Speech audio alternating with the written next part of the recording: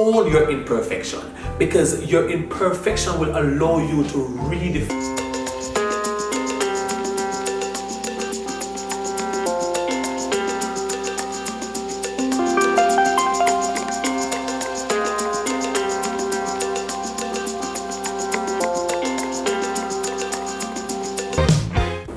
Never to give in against all odds, yet still. Hey guys, welcome back to another episode. I want to greet you well. I'm so excited this time around because we'll be talking now. I'm no longer sharing about me, it's about the kingdom of God. And I want to greet our well-wishers. I want to also greet those who are here for the first time listening to Kevon Moses McLean representing for the kingdom of God through effective living. I want to also greet those who have subscribed. I think it was 26. Thank you very much. And for those who have given positive criticism in an effort to help me to grow, I want to thank you. We can't do it by ourselves. Correction is not easily taken, but it's easily given. And so I want to say thank you, and thank you. We want to jump into this week's episode. I want to encourage us this time around. I wanted to contact my previous post on Facebook, but for some reason my guts wouldn't allow me. So I want to talk to you and trusting the process, you have all that you need. Let me go again. Trusting the process, you have all that you need. This came from the backdrop where being now a YouTuber, a budding one rather, I have been experiencing my own process. There are other processes I'm going through in life, but more so in this most recent one. And so I wanted to share because I want to encourage some persons who are going through a difficult time. I want to encourage you because we need encouragement. So, definition, what is a process? It's a series of events that amounts to an expected end. Basically referring to several episodes and things happening in your life. But everything will amount to a glorious ending once you are in the will of God. And I stress the will of God, because sometimes certain situations we find ourselves in, we place ourselves in those situations and not God. And God doesn't really put us in a situation. He allows things to happen to us for us to grow, for us to learn, for us to be the best version of ourselves. And so I want to encourage you from that backdrop about process. I want to also bring attention to there are several processes in life that sometimes we tend to overlook. There's a process of pregnancy. Females watching and mothers here can relate to it. Being a father and having a wife who's a mother as well, I've seen and would have gone through the process with her as it relates to motherhood. It's a process that no woman enjoy for the most part, especially when the tummy grows bigger. For some, the first trimester and the vomiting. Well, I had it in the second child that we had, my son. I got all the morning sickness. So I can also associate myself with some of those sicknesses. That process, it was terrible. I wanted to go to the doctor. I was, every morning I was sick and I couldn't believe it was an episode by itself. But that process is one that I want to bring attention to. There's also the process of same pregnancy, but like with elephants. I read something earlier where an elephant and a puppy had a dialogue, and the puppy was saying, "You have been pregnant for so long, and where is the baby? I have gone like 3 times since you got pregnant." And the elephant, said, "What you're carrying is a puppy, or puppies. I'm carrying an elephant. I'm carrying something big and huge. When I give birth, people are astonished. Persons spend time to look at it. Cars stop and look as we pass the road. We are not just something small." I'm bringing this to you that everybody's process is different. We are all unique, and processes are important in life's development. I want to also pull your attention to 7 recipes, 7 principles I want to leave with you that I believe are worth noting as we look at processes, as we look at how do we sojourn, how do we endure processes, what should I do, what should I expect. And I still want to leave those 7 principles or recipes with you. The first principle I want to pull your attention to is starting. Get started. Can I tell you, there's no better way to get started but starting.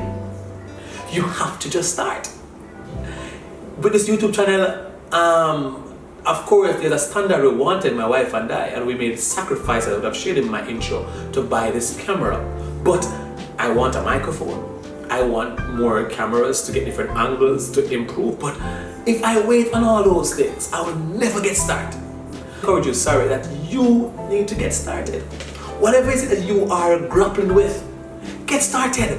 Don't stop waiting, stop thinking. Many of you, you are trapped in your mind, you're trapped in your head with all those ideas, all those things grappling with, saying, oh, we can't stop because I don't have this yet. I am not so good at speaking, or I'm not good at drawing, I'm not good at this business, I'm not good with this or that. Let me tell you something, you will never be good with everything. You have to just start. Find a place to start.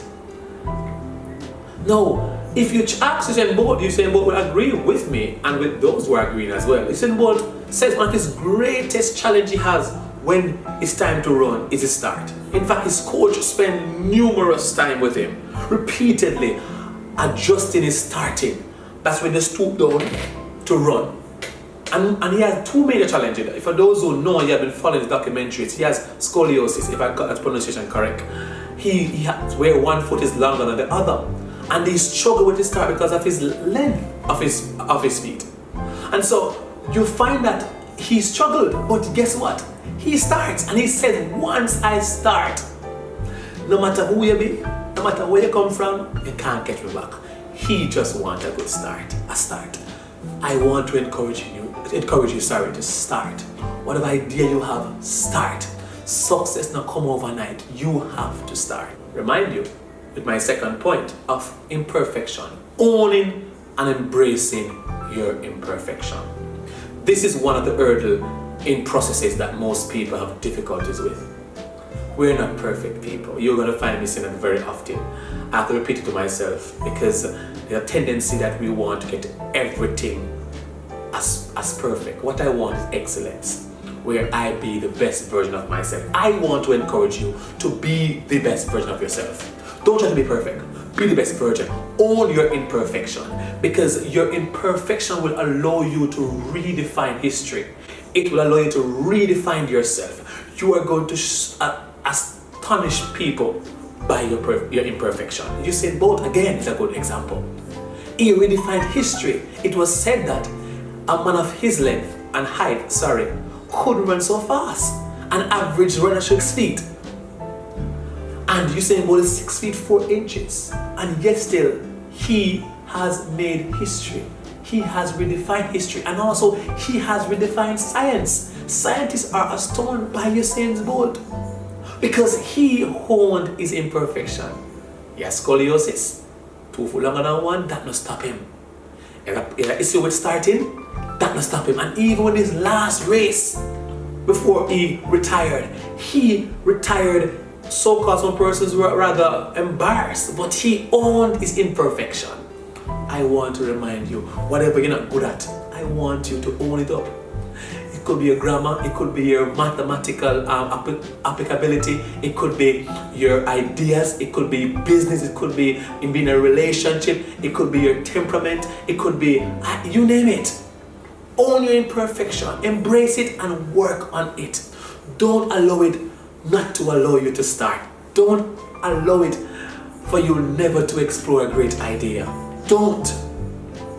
Trust the process. You have all that you need. That we face sometimes, family, friends and listeners, is the dream killers. A big hurdle as we own our process. As we trust our process. Dream killers. One of my favorite one I'm going through even now as a person, as I go through my process and processes. There is one thing guaranteed, and that is people telling you that you can't do it. People reminding you that you can't do it. People echoing all sort of negativity, saying you can't do it. This is a common thing, but one which we fall short of so very often. You see, dream killers, they don't have a problem with where you are. They are troubled because they know what you're promised to be. They can see your future clearer than you can. They see the potential untapped, and they know if you remain zealous, resonant, you will achieve it. And that's what they're trying to kill. But I want you, don't allow them. And as you rise and as you climb through your process, don't climb with them. Let them go. Let them say what they want to say. Let them do what they want to do. But you remain focused. Remain focused. Guess what? You can't do without them. They must be there to pull you down. Because guess what? What they don't understand is this. When they're trying to dig and put you in a hole, they don't know you're a seed.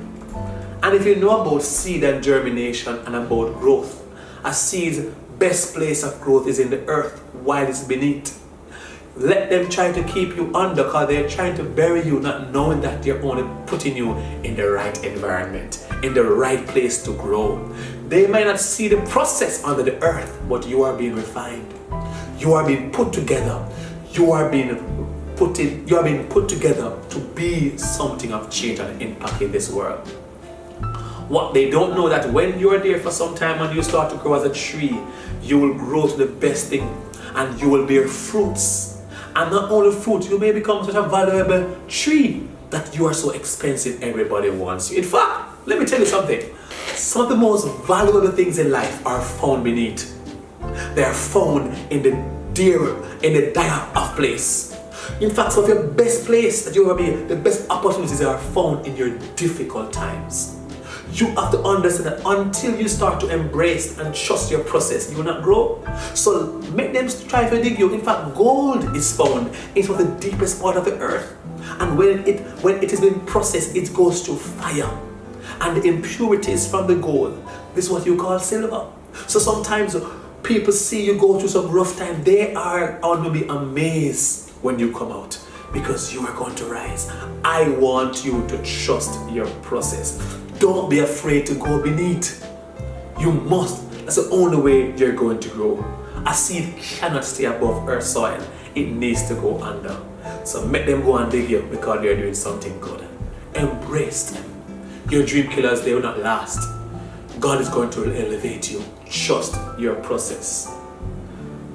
While you grow and while you encounter processes, another promised obstacle is us taking counsel from our past. We taking counsel from our past. And many of you are trapped in your past mistakes. You're trapped in your past failures. That is why you have not moved any further. You have not grown since a couple of years now, 10 years, 5 years. You know yourself because you are worried about your mistake that your dream killers keep on reminding you about. That your imperfection keep reminding you about. I want to allow you to understand that you need to stop taking counsel from your past. Stop. Because you got to own your past. You have to become one with your past. Accept that you're not perfect. Accept that mistakes. In fact, Miles Monroe put it nicely. He says, one of the greatest mistakes you could ever make is to think that you can't make a mistake. So, don't make the biggest mistake because you're going to make mistakes. So own your past experience, own your mistakes, own your failures. It is through those processes that you're going to rise. If you check many successful stories, Tyler Perry today, when I read his story, he went through hell 9 or 8 years, I believe, don't quote me on it, before he was able to become known. 9 years. He kept cinema, no one except the person he knew. I'm saying to you, trust the process. Only you know, carry your vision. Don't mind your past.